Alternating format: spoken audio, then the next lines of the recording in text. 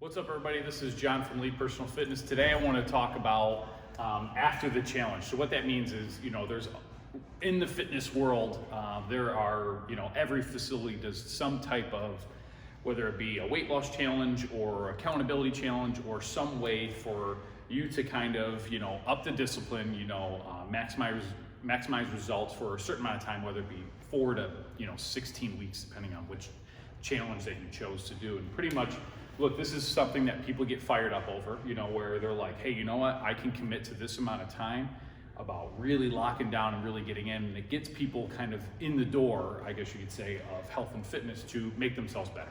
But the challenging part of this is after the challenge, now where do you go from here? Whether you failed or you won the whole thing. Sometimes there's like prizes attached to them.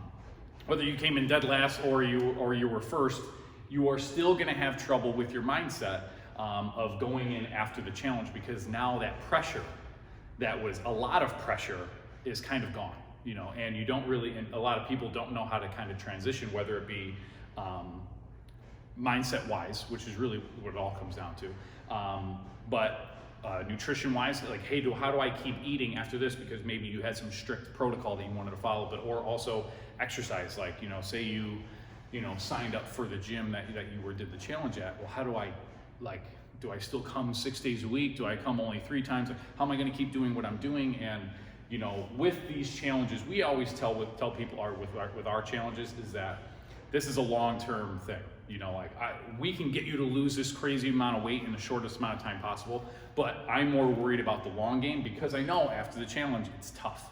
And I want people to have success for a long time. So I kind of put together some stuff that people can kind of use, and what advice I give to our people after the challenge. So step 1,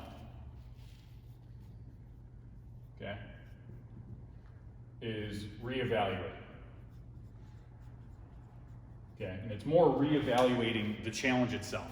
Okay, what went wrong in the challenge for you personally? What went right for you? What did you do that was very good? You just knocked it out of the park. What are things that were really challenging? What were things that you thought were going to be hard but ended up being easy? What were things that you thought were going to be easy and then were going to be hard? So kind of going back and looking back and say, okay, giving yourself kind of like an exam. Okay, how did this go?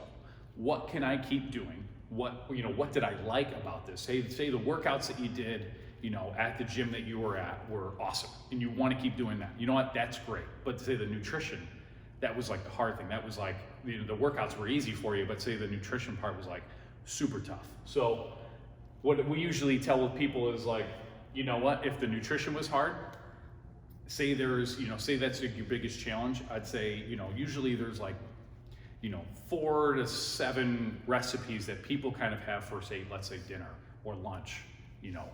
Those are like their meals. You can kind of do the same thing where, like, hey, I really like this protein shake that they offered us. I really like this salad. I ate that all the time. It's like, you know what? Keep doing that. If it's working, you want it to keep going, okay? And with training, you're like, you know what? I was going there 7 days a week. Like, it's a huge time commitment. Well, you know what? Try to come 3 to 4 days a week. And those are things that you are going to be setting with step 2, okay? You have to have another thing to get excited about. Okay? Okay? You have to have new, if I can write the word new. Yeah. So you have to have new goals. So you have to set yourself up with, like, okay, you know what? This last 4 weeks, I did this. I'm very proud of myself for sticking to the nutrition plan the best I could. I'm very proud of myself for going there almost every single day. I want to keep that going, and I want to keep, my new goals is, hey, I had a goal of losing 15 pounds. I really only lost 10. Well, you still got 5 more. And those 5 pounds are probably going to take a little bit longer. So say, hey, I'm going to keep doing the same thing. I'm going to keep doing the same lunches, doing the same dinners that I had. I'm going to change up a few things, just kind of convenience-wise. I'm still going to exercise. We still recommend you guys doing that. You got to be moving the rest of your life.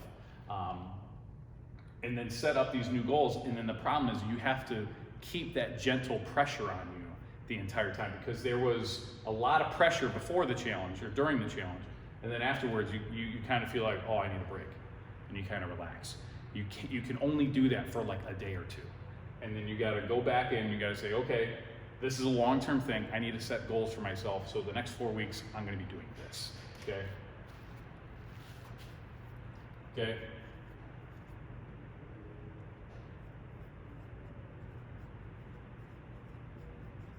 Step 3. Okay. This is all about earned confidence. Okay. You keeping your word to yourself on the goals. Okay. After you reevaluated your whole challenge, you got to put points on the board. And what I mean is like you just coming in, like say, hey, your biggest thing was like waking up early and going to the workout. Okay.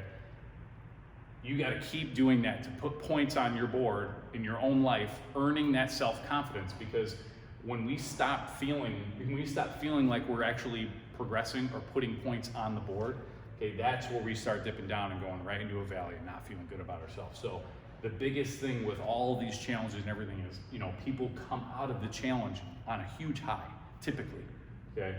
And they don't keep it going, so they kind of go back to what was comfortable before.